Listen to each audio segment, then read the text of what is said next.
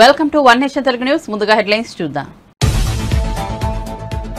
రాజోలులో వారాహి విజయబేరి సభ హాజరైన పవన్ కళ్యాణ్ జనసేనలో తాను మొదటి తరం నాయకుడిని అని వెల్లడి. జగన్ లా వారసత్వం అందుకుని రాలేదని వ్యాఖ్యలు.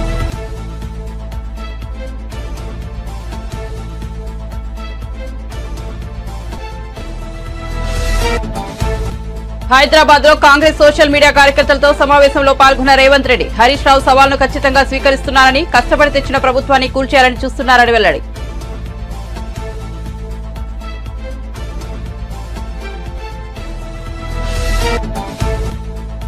జగన్ ఏ స్థాయికి దిగజారిపోయారో ప్రజలు ఆలోచించాలన్న బీటెక్ రవి. పెత్తందారులకు ప్రతినిధి జగన్ అని, బ్యాండేజీతో పులివెందులలో కూడా సానుభూతి పొందాలనుకున్నారని విమర్శ.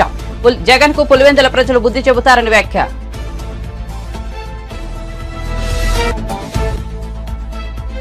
అధికారం పోగానే కేసీఆర్ కు పిచ్చి పట్టిందన్న మంత్రి కోమటిరెడ్డి వెంకటరెడ్డి. పార్టీ మూతపడే స్థితిలో ఉండటంతో వారికి ఎక్కడికి వెళ్లాలో అర్థం కావడం లేదని విమర్శ.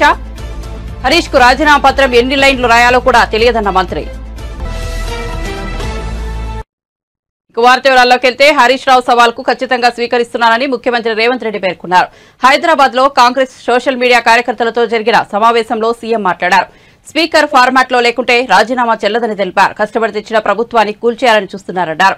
రేవంత్ లేకపోతే చాలు, ఎవరైనా పర్లేదు అనే పరిస్థితికి బీఆర్ఎస్ నేతలు వచ్చారు.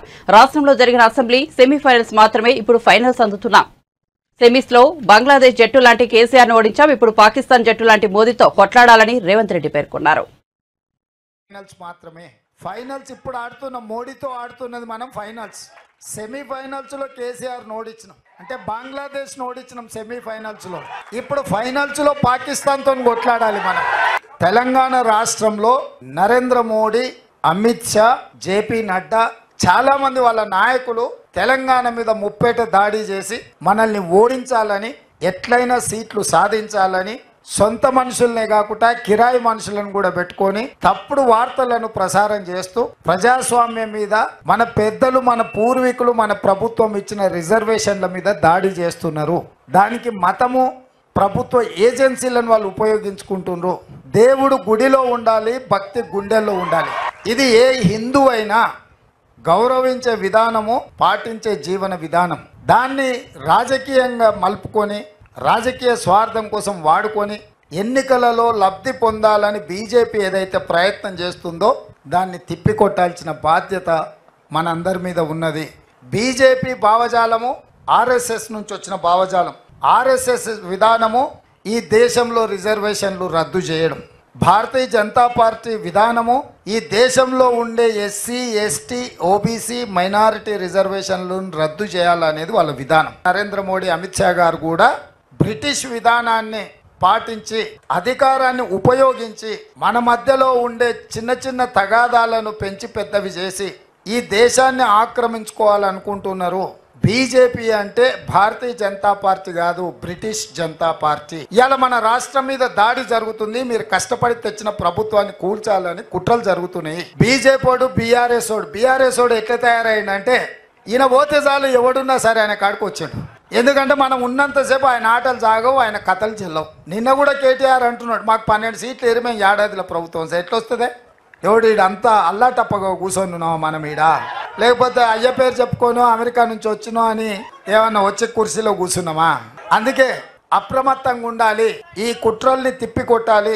రేపు జరగబోయే పార్లమెంటు ఎన్నికల్లో ఒకటే లెక్క, 14 పక్క. ఎక్కడోళ్ళక్కడ, ఎక్కడికక్కడ అప్రమత్తంగా భవిష్యత్ కార్యాచరణ తీసుకొని ముందుకు వెళ్ళాలి.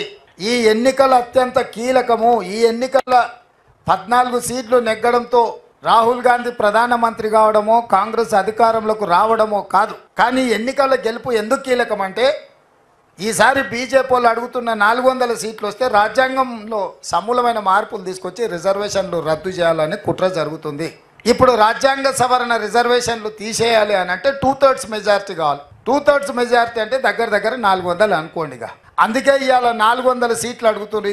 10 సంవత్సరాలు కేసీఆర్, 10 సంవత్సరాలు నరేంద్ర మోడీ, ఒక ఆయన ముఖ్యమంత్రి, ఇంకొక ఆయన ప్రధానమంత్రిగా కొనసాగిండ్రు. వాళ్ళు మూడోసారి పదవులలో కూర్చుంటారంట. కానీ 100 రోజుల్లో 6 గ్యారెంటీలలో 5 గ్యారెంటీలు అమలు చేసినా మనం దిగిపోవాలంట. 100 రోజుల్లో పనిచేసిన ప్రభుత్వమే పడిపోవాలంట. 10 ఏళ్ళు పనులకి ఇచ్చిన వీళ్ళేమో మూడోసారి మళ్ళీ కుర్చీలో కూర్చోవాలంట. మొన్న అన్నాడు నేను 15 ఆగస్టు లోపల 2 లక్షల రూపాయల రైతు రుణమాఫీ చేస్తాను. నేనంటే రేవంత్ రెడ్డి నువ్వు 15 ఆగస్టు లోపల చేయకపోతే నువ్వు రాజీనామా చేయాలా, నువ్వు చేస్తే నేను ఎమ్మెల్యే పదవికి రాజీనామా చేసి మళ్ళీ సిద్దిపేటలో పోటీ చేయను అన్నాడు. నేను ఆ సవాల్ను స్వీకరించి మంచిది హరీష్ రావు గారు నీ సిట్టి జేబులో పెట్టుకో రాజీనామాది, 15 ఆగస్టు తర్వాత సిద్దిపేటకు నీ శని వదులుతుంది, చింతమాడికలో పోయి సిద్ధశెట్టి కింద వండుకో అని చెప్పిన. ఇవాళ ఏమంటుండే అమరవీరుల స్తూపం దగ్గరకు పోయి దాన్ని కూడా ఆయనకి ఎప్పుడు మోసం చేయాలనిపిస్తే ఆ మోసానికి ముసుగు అమరవీరుల స్తూపం, దాన్ని వెనకాల దాచుకొని అబద్ధాలు చెప్తాడు. ఇన్ని రోజులు ఎప్పుడైనా అమరవీరుల స్తూపం కాడిపోయిందా? కోనసీమ జిల్లా రాజుల నియోజకవర్గం మల్కీపురంలో ఏర్పాటు చేసిన వారాహి విజయబేల సభకు జనసేనాని పవన్ కళ్యాణ్ హాజరయ్యారు. జనసేన పార్టీలో తాను మొదటి తరం రాజకీయ నాయకుడిని అని వెల్లడించారు. జగన్ లాగా తాతలు తండ్రుల నుంచి 150 సంవత్సరాల నుండి ఉన్న కాంగ్రెస్ నుంచి వచ్చిన వాడిని కాదన్నారు. ఓ చిన్నపాటి ఉద్యోగి కొడుకునని ప్రజల అభిమానంతో నటుడిగా ఎదిగానని వెల్లడించారు. 2009లో రాజకీయాల్లోకి వచ్చినా దాన్ని నిలబెట్టుకోలేకపోయామన్న బాధ ఒకవైపు, రాజకీయాల్లో కొనసాగడం అంత సులభం కాదంటూ వినిపించిన మాటలతో పంతం పట్టి రాజకీయాల్లో కొనసాగానని వివరించారు. ఎవరి ఆసరా లేకపోయినా దశాబ్ద కాలంగా పార్టీని నడిపానంటే ప్రజలు ఇచ్చిన బలమే అందుకు కారణమని పవన్ కళ్యాణ్ స్పష్టం చేశారు. అంతేగాని ఎర్రచందనం నరికేవాళ్ళు, ఎర్రచందనం చెట్లని నరికే వాళ్ళ దగ్గర, కులాల మధ్య చిచ్చులు పెట్టే వాళ్ళ దగ్గర, మెగాస్టార్ చిరంజీవి గారిని తీసుకొచ్చి టేబుల్ పైన కూర్చోబెట్టే వాళ్ళకి మేము లొంగం. వైఎస్ జగన్ ఒకటే గుర్తుపెట్టుకోవాలి, జగన్ ఇది 2009 కాదు 2024 గుర్తుపెట్టుకో. తెగించొచ్చాం రాజకీయాల్లోకి. నిన్న రైల్వే కోడల్లో కూడా చెప్పా, నా కోసం 40 మంది ఎర్రచందనం స్మగ్లర్లు దింపారంట పిఠాపురానికి, గోదావరి జిల్లాలకి. నేను ఒకటే చెప్పా, అరే నేను భారతీయుణ్ణి, ఎక్కడ అక్రమం జరిగినా అన్యాయం జరిగినా ధైర్యంగా ఎదుర్కోగలను. ఒకటే చెప్తా ఉన్నా, నేను పవన్ కళ్యాణ్ని, నేను ధైర్యవంతుని, నాకు అసలు భయాలు ఉండవు. ఒకటే జీవితం, ఒకే ఒక జీవితం. కూర్చోబెట్టి జగన్ లాంటి గూండాలకి, పెద్దిరెడ్డి మిథున్ రెడ్డి లాంటి దోపిడీదారులకి భయపడం. ఎక్కడో కూర్చోబెట్టి మిథున్ రెడ్డి వ్యక్తి చెప్తా ఉన్నాడు, ఒకసారి ఢిల్లీలో కనిపించి ఏదో పెళ్లిలో మాట్లాడుతూ ఉంటే, ఎవరో పెళ్లికి వెళ్తే, కేంద్ర మంత్రి పెళ్లికి వెళ్తే ఆయన ఒకటే చెప్తా ఉన్నాడు, మేము మా పీలూరు నియోజకవర్గాలకు కానీ మా వాళ్ళ చిత్తూరు జిల్లాలకు వచ్చి మా నియోజకవర్గాలకు వచ్చి మా అక్కడ ఏళ్లు పెడితే మేము ఊరుకోం, అలాగని మేము ఎవరి జోలికి రామని చెప్తా ఉన్నాడు. అంటే ఎవరు మాట్లాడకూడదు వాళ్ళకి, కానీ వాళ్ళు వచ్చి ప్రతి జిల్లాలో ఏళ్లు పెట్టచ్చు. మిథున్ రెడ్డి వచ్చి తూర్పుగోదావరి జిల్లాలో ఏళ్లు పెట్టచ్చు. మిథున్ రెడ్డి వచ్చి ఆంధ్రప్రదేశ్ లో పెత్తందారులకు వస్తున్న ప్రతినిధి సీఎం జగనేనని టీడీపీ నేత ఆ పార్టీ పులివెందుల అభ్యర్థి బీటెక్ రవి విమర్శించారు. ఎక్కడికి వెళ్లినా పేదలకు పెత్తందారులకు మధ్య పోరాటం జరుగుతోందని ఆయన ఊదరగొడుతున్నారు. కడపలో నిర్వహించిన మీడియా సమావేశంలో ఆయన మాట్లాడారు. ఎన్నికల అఫిడవిట్లో సుమారు 750 కోట్ల ఆస్తులు ఉన్నట్లు జగన్ పేర్కొన్నారని, ఆయనపై పోటీ చేస్తున్న తన ఆస్తి దాదాపు 80 లక్షలు మాత్రమేనని బీటెక్ రవి చెప్పారు. దీన్ని బట్టి పేదవాడు ఎవరో పెత్తందారు ఎవరో పులివెందుల ప్రజలు ఆలోచించుకోవాలని సూచించారు. నిన్న జగన్మోహన్ రెడ్డి గారు కూడా పులివెందుల్లో నామినేషన్ వేశారు. ఒక్కసారి ఆయన అఫిడవిట్ చూస్తే ఆయన అఫీషియల్ గా చూపించింది వచ్చేసి దాదాపు 750 కోట్లు, అంటే వాళ్ళ కుటుంబం అంతా. ఆయన అంతకుముందు గతంలో గాని అనేక సందర్భాల్లో ఏం చెప్పాడంటే, ఆయన క్యాప్షన్ వచ్చేసి ఈ రాష్ట్రంలో జరిగే ఎన్నికల సమరంలో ఒక పేదవాడికి పెత్తందారుడికి యుద్ధం జరుగుతా ఉంది, మీరంతా కూడా పేదవాళ్ల సైడ్ ఉండాలి అనేటువంటి క్యాప్షన్ మొత్తం, అంటే ఎక్కడ చూసినా పోస్టర్స్ లో పేదవాడికి పెత్తందారుడుకు పోటీ అన్నట్టు, అంటే తెలుగుదేశం వాళ్ళు వచ్చేసి పెత్తందారులు అయినట్లు, ఆయన పేదవాడికి రిప్రజెంటేటివ్ అయినట్టు ఆయన మాట్లాడడం జరిగింది. అసలు రాష్ట్రంలో ఉండే పెత్తందారి వాళ్ళకే వచ్చేసి జగన్మోహన్ రెడ్డి ఒక రిప్రజెంటేటర్గా ఉంటూ ఆయన పేదవాడి సైడ్ ఉన్నట్లు మాట్లాడుతూ ఉన్నాడు. ఈరోజు ఆయన అఫీషియల్ అఫిడవిట్ 750 కోట్లు దాదాపు ఉంది. ఆయన మీద పోటీ చేస్తున్న నా అఫిడవిట్ అంతా కూడా 70-80 లక్షల్లోనే ఉంది. అంటే ఇప్పుడు ఆయన ప్రకారమే, ఆయన చెప్పినట్లుగానే, అంటే ఇక్కడ పేదవాడెవరు వచ్చేసి పెత్తందారుడు ఎవరు, ఒక్కసారి పులివెందుల ప్రజలు కానీ రాష్ట్ర ప్రజలు కూడా ఆలోచన చేయండి. ఆయన ఏం చెప్పాడు, పేదవాడి సైడ్ ఉండమన్నాడు. అంటే నిన్న ఆయన నామినేషన్ వేసిన సందర్భంగా చూపించిన ప్రకారం ఇక్కడ పేదవాడు వచ్చేసి బీటెక్ రవి, తర్వాత పెత్తందారుడు వచ్చేసి జగన్మోహన్ రెడ్డి కాదా. కాబట్టి పులివెందుల ప్రజలంతా ఏదైతే జగన్మోహన్ రెడ్డి చెప్పాడో ఆ ప్రకారమే చేయమని కూడా నేను పులివెందుల ప్రజలను రిక్వెస్ట్ చేస్తూ ఉన్నా. తర్వాత నిన్న జగన్మోహన్ రెడ్డి గారు పులివెందుల్లో మాట్లాడుతూ చాలా అసభ్యకరంగా, చాలా నీచంగా, లాస్ట్కు వాళ్ళ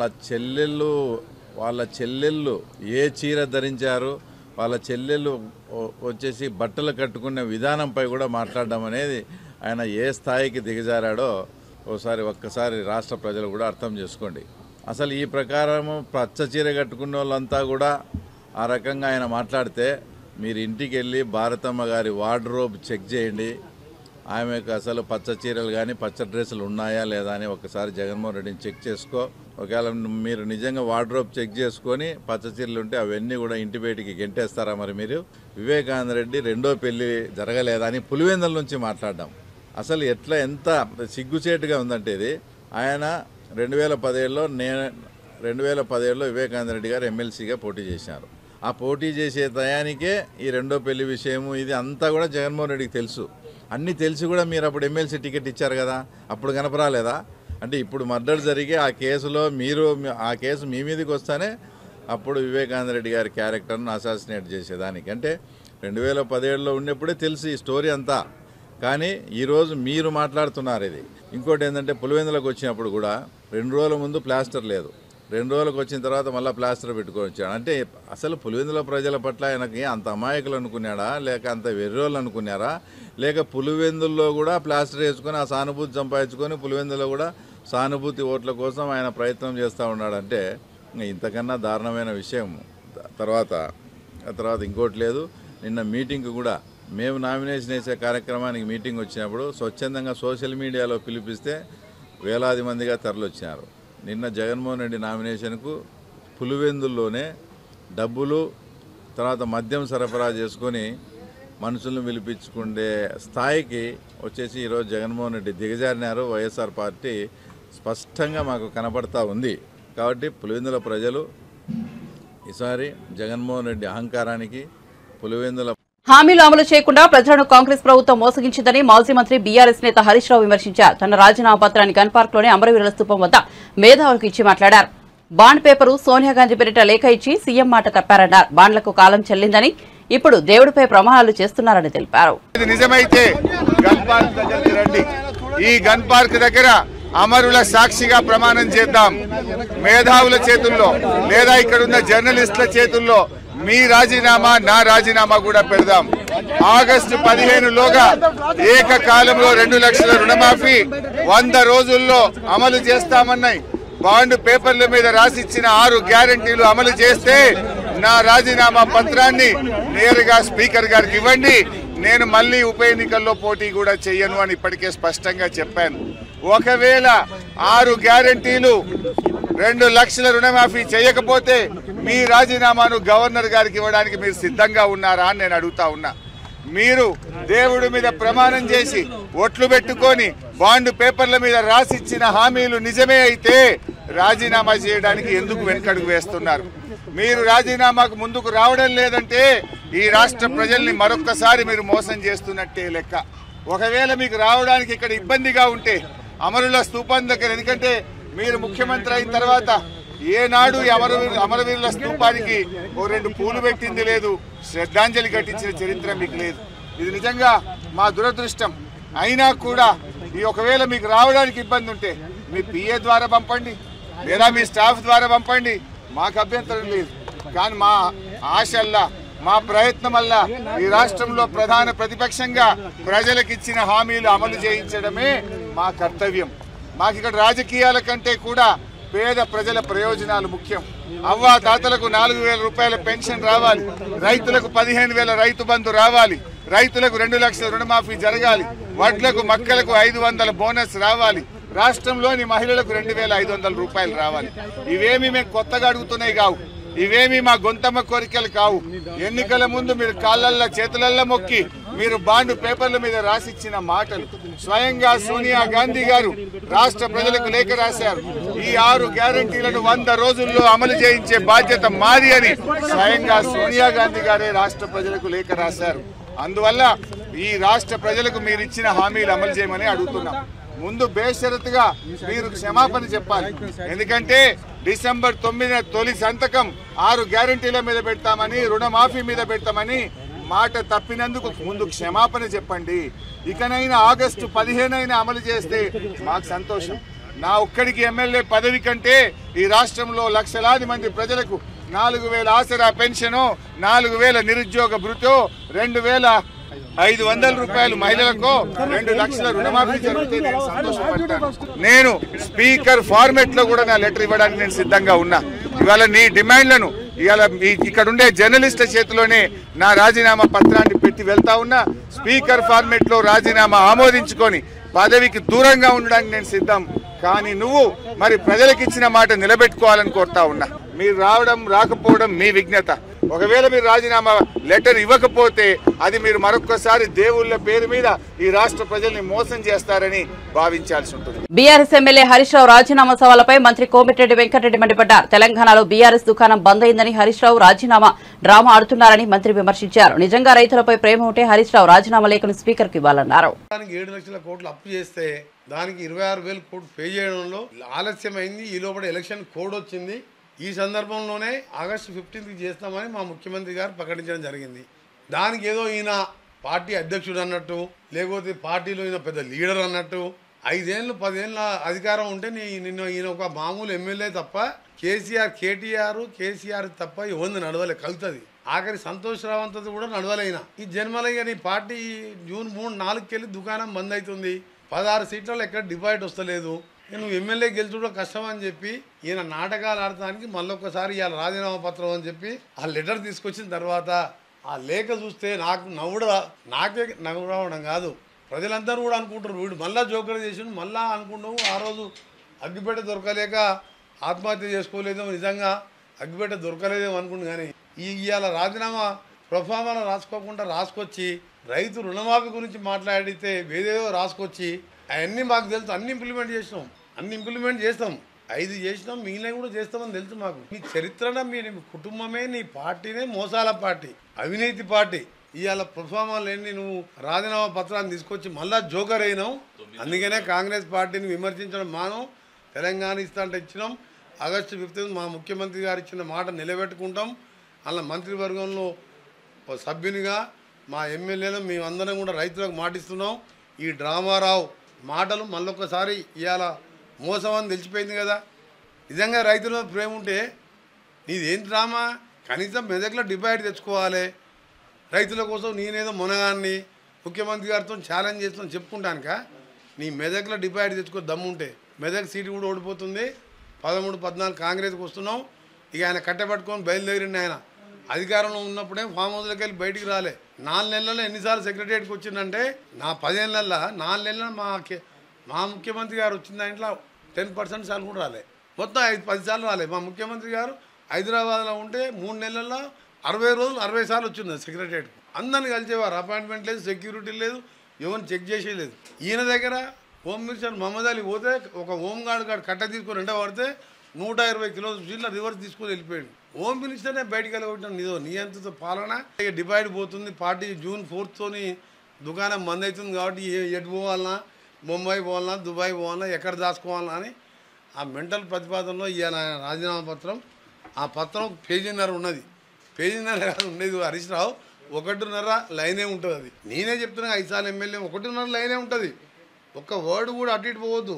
ఆ లైన్ రాస్తే మా బుక్లో ఉంటుంది. 1.5 పేజ్ ఎక్కడ, 1.5 లైనే రాయాలి. ఒక వర్డ్ ఎక్కువ రాసినా యాక్సెప్ట్ కాదు. చెప్తున్నా కదా, అగ్గిపెట్టే డ్రామా మళ్ళీ పెట్టిండు. అందుకనే ఒక జోకర్ అయిపోయిండు. నెల్లూరు జిల్లా కందుకూరు నియోజకవర్గంలో టీడీపీ అభ్యర్థుల తరపున హిందూపురం ఎమ్మెల్యే నందమూరి బాలకృష్ణ ఎన్నికల ప్రచారం నిర్వహించారు. ఈ సందర్భంగా సీఎం జగన్ పై ఆయన పంచులు వేశారు. గత ఎన్నికల్లో జగన్ ఇచ్చిన హామీలను గుర్తు చేస్తూ సెటైర్లు వేశారు. సీఎం జగన్ రాష్ట్రాన్ని 20 ఏళ్లు వెనక్కి నెట్టేశారన్నారు. మడమ తిప్పమంటూ మెడలు విచ్చారు. తన బీసీలు, తన ఎస్సీలు, ఎస్టీలు, మైనార్టీలు అంటూనే రాష్ట్రాన్ని కాష్టంగా మార్చేశారని మండిపడ్డారు. మొత్తం రేపొద్దున కావాల్సింది ఈ రాష్ట్రాన్ని మనమేదో ఉద్యోగాల కోసం వెళ్ళాలి తప్పదు. ఎందుకంటే ఇక్కడ పరిశ్రమలు రావట్లేదు, ఉన్న పరిశ్రమలు వెళ్ళిపోతున్నాయి, మరి ఉద్యోగాలు లేవు. యువకులేమో ఇవాళ చూస్తే మన దేశంలోనే ఈ గంజాయిలో అలాగే డ్రగ్స్ లో మొదటి పొజిషన్లో ఉన్నాం. అలాగే మన రైతులు ఈ యొక్క రైతు వ్యవస్థను కూడా శాఖను కూడా నిర్వీర్యం చేసేసి మరి ఎంతో మంది రైతుల అప్పుల్లో కానీ ఆత్మహత్యల్లో కానీ మన దేశంలోనే మొదటి స్థానంలో ఉండేలా చేశాడు ఈ జగన్. ఇలా చూసుకుంటూ పోతే మొత్తం అన్ని వ్యవస్థల్ని అలాగే అందరిలో ఈ యొక్క విభజన తీసుకొచ్చి ఈ యొక్క రాష్ట్రాన్ని పరిపాలించాలని, అలాగే అతని చివరి కోరిక ఆఖరి కోరిక ఏంటంటే మొత్తం ఈ రాష్ట్రాన్ని వదిలేసి మనం వెళ్లిపోవాలని, ఉద్యోగాల్లాగా వలస వెళ్ళొచ్చు. ఇవాళ మన భూములు కూడా రేపు వస్తే ఒక ప్రత్యేకమైన చట్టం తీసుకొచ్చి ఆ భూములని కూడా అతని పాస్బుక్ మీద అతని బొమ్మ పెట్టి అతని దగ్గర పెట్టుకుంటాడు. రేపు మనం మన భూమి మీద అప్పు తీసుకోవాలంటే అప్పు ముందే ఉంటుంది మన భూమి మీద. అతనే అప్పులు తీసేసుకుంటాడు మన భూమి మీద పాస్బుక్లతో అడ్డం పెట్టుకుని పట్ట పుస్తకాలతో. ఇవన్నీ మీరు గుర్తుపెట్టుకోవాలి. రేపు మనల్ని ఈ రాష్ట్రం వదిలేసి మనం వెళ్ళిపోవాలన్నదే. అలాగే టిడ్కో ఇల్లు గట్ట నిర్మించాం, మరి ఒక్క ఇళ్ళన్నా ఒక్కడికైనా పంచాడా అని అడుగుతున్నాను. సో మీరు తెలుసుకోవాల్సింది ఇక్కడ మనం ముఖ్యంగా ఇలాగే ఇక్కడ చూసాం మనం ఈ ఇండో సోలార్ ప్లాంట్, దానికి ఎంత సుమారుగా 8,000 ఎకరాలు. మరి అదే ఒక 10 మందికి ఇచ్చుంటే సో మరి ఒక ఎక్కువ మందికి ఉద్యోగాలు వచ్చుండేవి. చౌక ధరకి అతి తక్కువ ధరకి విక్రయించి రైతుల దగ్గర నుంచి భూమిని ఒక్క ధరకి ఇచ్చేసి మరి దాంట్లో కాంట్రాక్టర్ ఏమో వీళ్ళ మన కాదు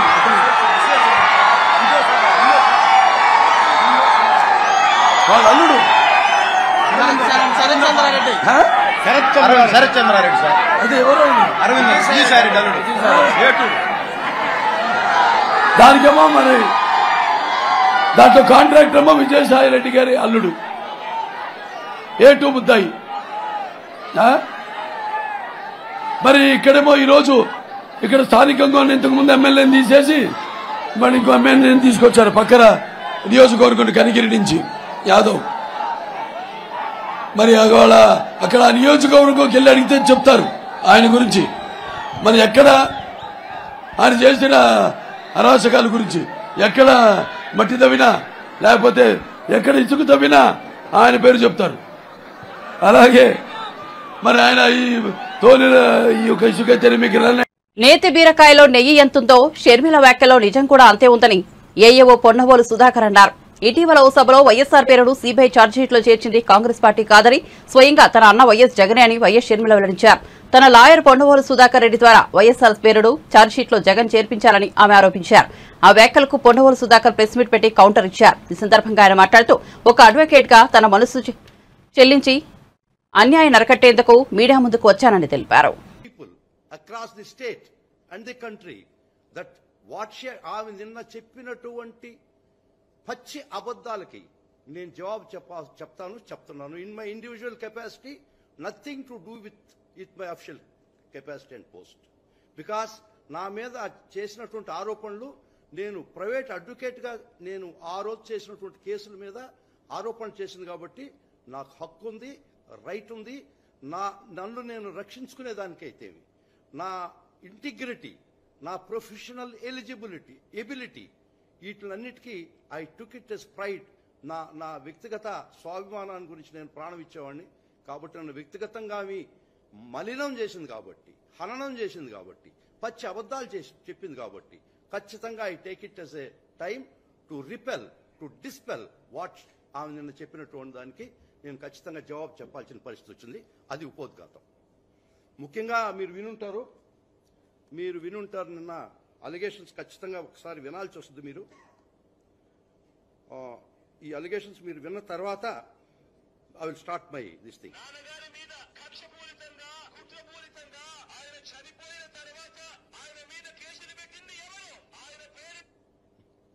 ఒక్క నిమిషం సారీ.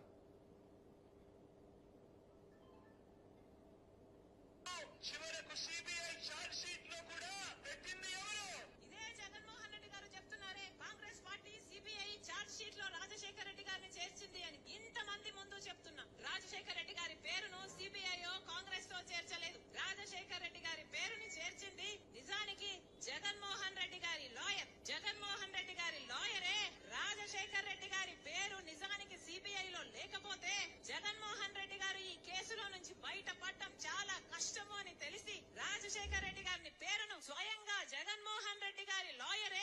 రాజశేఖర రెడ్డి గారిని చేర్చమని హైకోర్టులో సుప్రీం కోర్టులో పిటిషన్ వేసి మరీ చేర్పించారు. దానికి ప్రతిఫలంగా ఈ రోజు అదే సుధాకర్ రెడ్డికి జగన్మోహన్ రెడ్డి గారు అడిషనల్ అడ్వకేట్ జనరల్ పదవి కూడా ఇచ్చాడు. ఇది వాస్తవం కాదా? అమ్మా షర్మిల, నేతి బీరకాయలో నెయ్యి ఎంత ఉందో నీ మాటల్లో అంత వాస్తవాలు ఉన్నాయి. మీ తండ్రి కోసం మహానుభావుడైనటువంటి ఒక గొప్ప వ్యక్తి అయినటువంటి చనిపోయిన మరణానంతరం ఆయన మలినం చేస్తుంటే, ఆయన పేరు బదనాం చేస్తుంటే, ఏ పాపము ఎరుగునటువంటి మీ అన్నని మలినం చేస్తుంటే, నేను నెల్లూరులో ప్రాక్టీస్ చేసుకుంటూ నేను ఒక అడ్వకేట్గా ఒక చలించిన హృదయంలో ఇంత అన్యాయం లీగల్గా జరుగుతుంటే ఎవ్వరూ నోరు తెరవకపోతే ఇది సమాజంలో అన్యాయం అని చెప్పి భారతంలో ఒక పద్యం గుర్తుకొచ్చింది నాకు. 5వ పర్వంలో సారపు ధర్మమును విమల సత్యము చెడు వారిని అవస్థ పారము చే బొంకు దక్షులు ఎవ్వారులు ఉపేక్షిస్తాయి. If satya and dharma is curtailed before your eyes, those who are capable of preventing it keep quiet as mute spectators and dumb witnesses. It is those that are going to perish but not satya and dharma. నా కళ్ళ ముందర ఇంత అన్యాయంగా legal injustice జరుగుతుంటే నాకు జగన్మోహన్ రెడ్డి గారు చూడలేదు, వారు ఎవరో కూడా తెలియదు. ఒక చెలించిన హృదయంతో కడుపు మండి నేను నెల్లూరులో రోరింగ్ ప్రాక్టీస్ చేసుకుంటున్నోడిని. ఇది అన్యాయము, అక్రమం, ఈ విధమైనటువంటి కేసు ఫాల్స్ కేసు అని నా మనసు చెలించి, మీకు బంధుత్వాలు నాకు ఆత్మబంధువులు గారు, మీరు రక్త బంధువులు కూడా కాదు, ఒక అన్యాయాన్ని అరికట్టడానికి నేను ఒక కేసు వేయడం జరిగింది.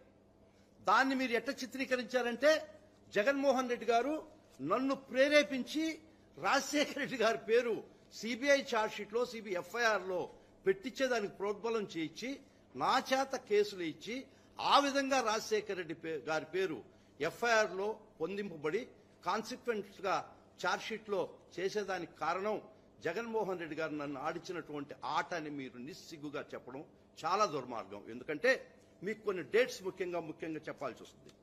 2010లో కాంగ్రెస్ సంబంధం లేదు, సిబిఐకి సంబంధం లేదని మీరు చెప్పారు. ఇప్పుడు నేను చెప్పిన తర్వాత మీరు ఏం ఆలోచిస్తారో చెప్పండి, జవాబు చెప్పండి నాకు. 2010లో మీ కాంగ్రెస్ ఎమ్మెల్యే శంకర్ రావు హైకోర్టుకు ఒక లెటర్ రాశాడు. రాజశేఖర్ రెడ్డి గారి మీద అలిగేషన్స్ పెడుతూ రాజశేఖర్ రెడ్డి గారే ప్రజాస్వామ్యం దోచినాడని చెప్పి మీ కాంగ్రెస్ ఎమ్మెల్యే శంకర్ రావు హైకోర్టుకు లెటర్ రాయడం జరిగింది. 2011లో కూడా మళ్ళా ఇంకొక లెటర్ రాయడం జరిగింది. Dates are more important. 2010 and 2011 దాన్ని హైకోర్టు వారు టేకన్ అప్ రిట్స్ గా తీసుకొని 2 రిట్స్ గా చేశారు. 794 ఆఫ్ 2011 అండ్ 1 మోర్ రిట్. ఈ 2 రిట్లు టేకన్ అప్ ఫైల్ తీసుకొని విచారణ మొదలుపెట్టేటప్పటికి తెలుగుదేశం పార్టీకి సంబంధించినటువంటి ఎర్రం నాయుడు ఇదే allegations, more or less same allegations తో ఇంకొక రిట్ పిటిషన్ వేయడం జరిగింది. మంత్రి పదవుల్లో ఉన్న వాళ్ళు చాలా జాగ్రత్తగా మాట్లాడాలని, మాట్లాడే ప్రతి మాటకు నిబద్ధత ఉండాలని ఏపీ విద్యాశాఖ మంత్రి బొత్స సత్యనారాయణ అన్నారు. ఏపీ పరిస్థితులపై కేంద్ర మంత్రి పీయూష్ గోయల్ చేసిన వ్యాఖ్యలను శుక్రవారం మీడియా ముఖంగా మంత్రి బొత్స ఖండించారు. కేంద్ర మంత్రి వ్యాఖ్యలు సరికాదు, పీయూష్ గోయల్ ఏది పడితే అది మాట్లాడుతున్నారన్నారు. విద్యాశాఖపై వస్తున్న కథనాలు నిరూపించాలన్నారు. నిజం లేదు కనుకే తప్పుడు కథనాలు ప్రచారం చేస్తున్నారని బొత్స కౌంటర్ ఇచ్చారు. కొన్ని పత్రికలు దురుద్దేశంతో తప్పుడు కథనాలు రాసి ప్రజలను నమ్మించాలని చూస్తున్నాయన్నారు.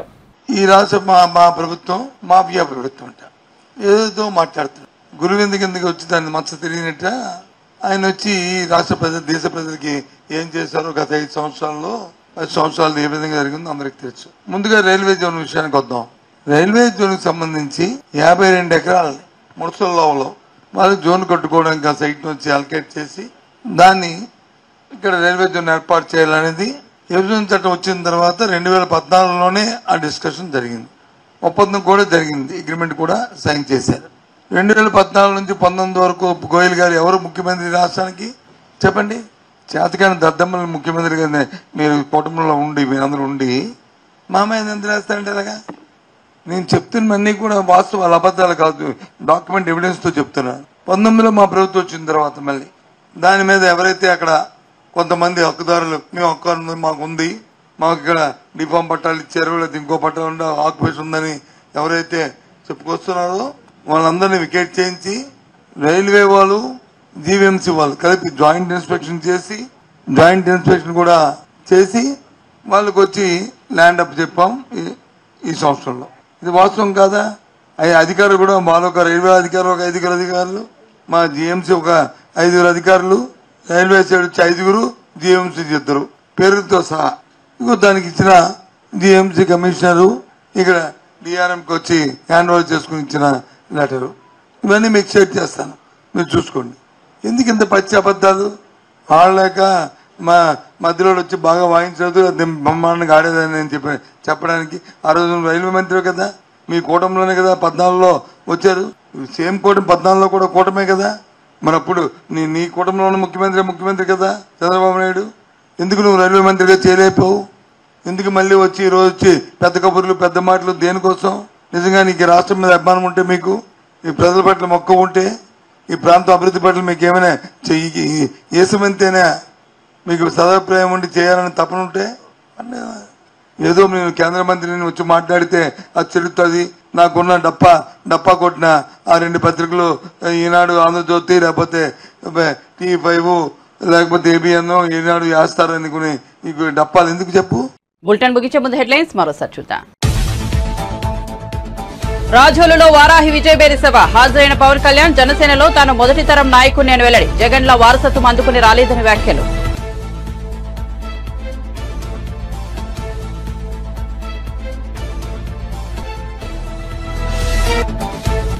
హైదరాబాద్ లో కాంగ్రెస్ సోషల్ మీడియా కార్యకర్తలతో సమావేశంలో పాల్గొన్న రేవంత్ రెడ్డి హరీష్ రావు సవాల్ను ఖచ్చితంగా స్వీకరిస్తున్నారని, కష్టపడి తెచ్చిన ప్రభుత్వాన్ని కూల్చేయాలని చూస్తున్నారని వెల్లడి.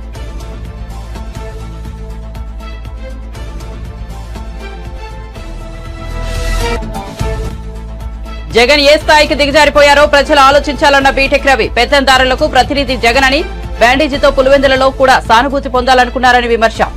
జగన్ కు పులివెందుల ప్రజలు బుద్ధి చెబుతారని వ్యాఖ్య.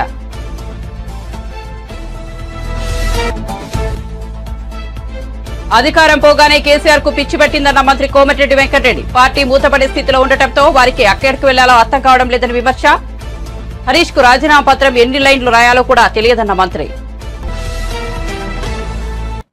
మరిన్ని అప్డేట్స్ కోసం చూస్తూనే ఉండండి వన్ నేషన్ తెలుగు న్యూస్.